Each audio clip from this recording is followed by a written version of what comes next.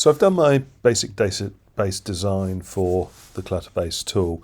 Now at the moment it's incredibly simple, and it will most probably change over time, but we're going to start with the basic principles of you ain't going to need it. So if we have a look at it here, I'm going to have an ID, which is the primary key, which is an integer. Each asset will have a name, which is a simple text. We'll have a bigger text blob, which is text field, which is the description. I may change that to being ability to have that null. We'll see. Then we're going to have the mesh data itself, which is just going to be a blob, which is a binary large object. Basically, I will get the mesh data, store it in the database as a blob.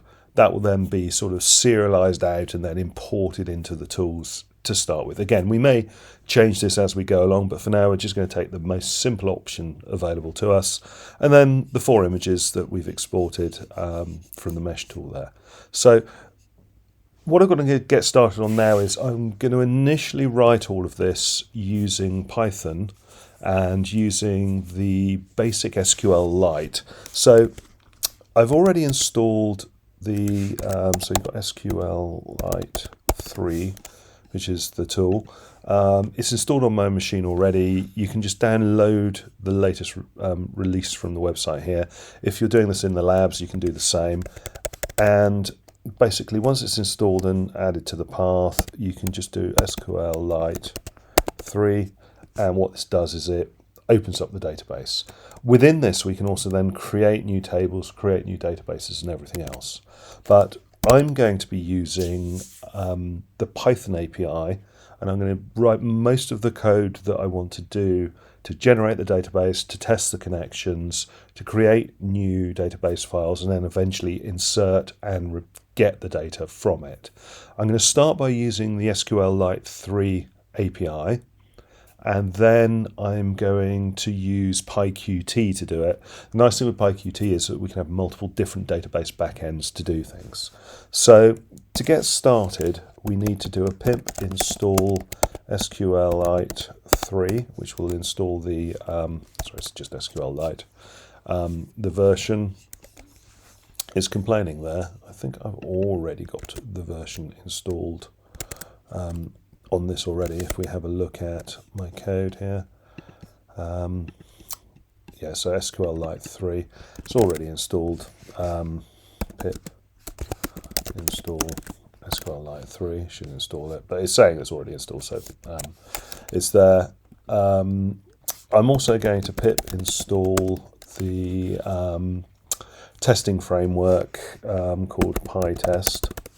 And again, this is saying it's already installed there, so we've got PyTest.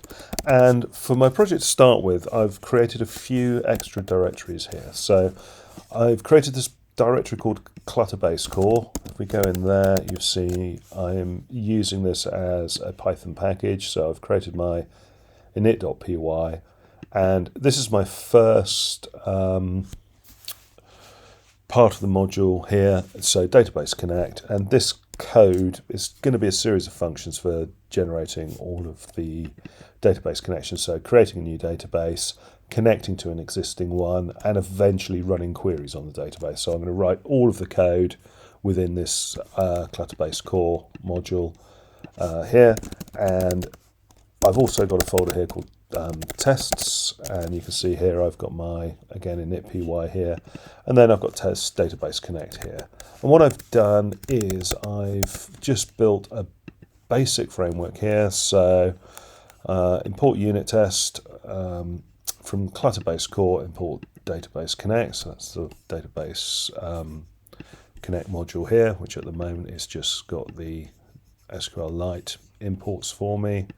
And then I've got my unit test class here, calling test create, and then just doing a basic assert. So what I can do once I'm in here, I can just run pytest dot, and you can see it's run off and it's discovered the tests here. It's done that one test which is passed. Typically what we do is we have a failing unit test, because that's a good place to leave leave us when we're going off. So now you can see I've got a failing unit test. So I am going to use test-driven development to start developing all of the functions that I need to do this. And the first set of code that I'm going to do is to create an empty database, ensure that that gets created. Then I'm going to connect to it, query it, begin to insert data into it from all of my test files, and so on. So that's going to be the next part of the project as we go forward. What I'll most probably do is write a lot of this code and then just talk through each of the different elements rather than sort of just recording me doing it all, because it's a bit dull doing that. So the code will be added to the GitHub repository and you can look at it there. There is another tool actually, which this is from a previous project, you can use for generating databases and querying them, this SQLite Studio. So that can be downloaded and used as well if you wish. I'm mostly use that from time to time, but I'm predominantly doing all of this using code as my start place.